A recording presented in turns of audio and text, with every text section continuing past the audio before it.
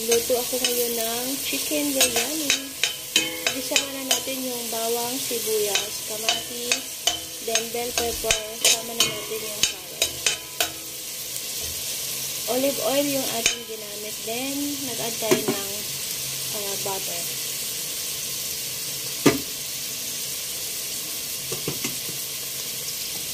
Kaya na natin yung chicken na nag-fried na natin.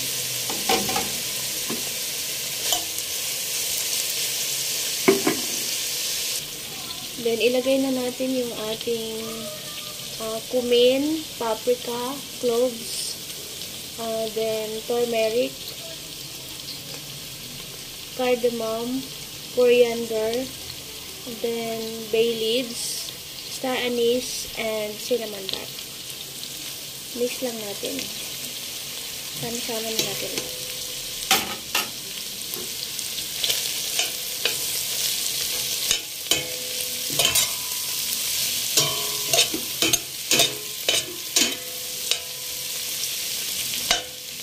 Then, mag-add pa tayo ng butter.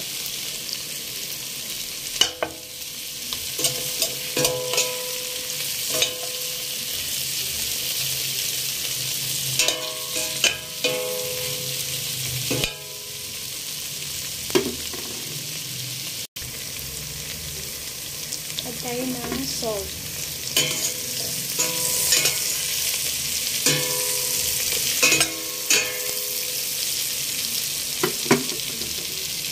Then, ilagay na natin yung ating basmati rice.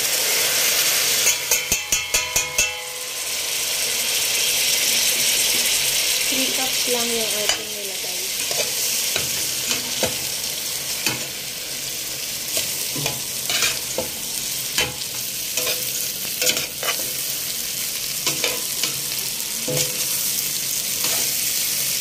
Mix lang muna natin. Then, lagyan natin ng water.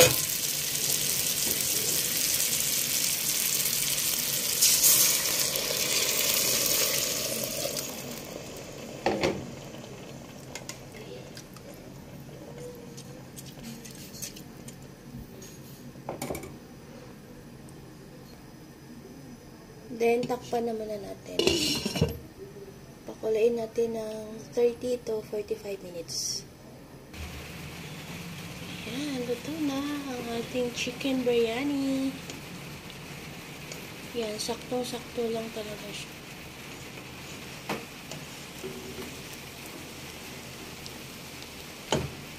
Yan natin.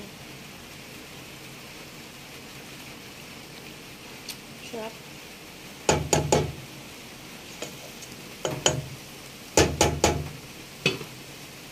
Yun na to.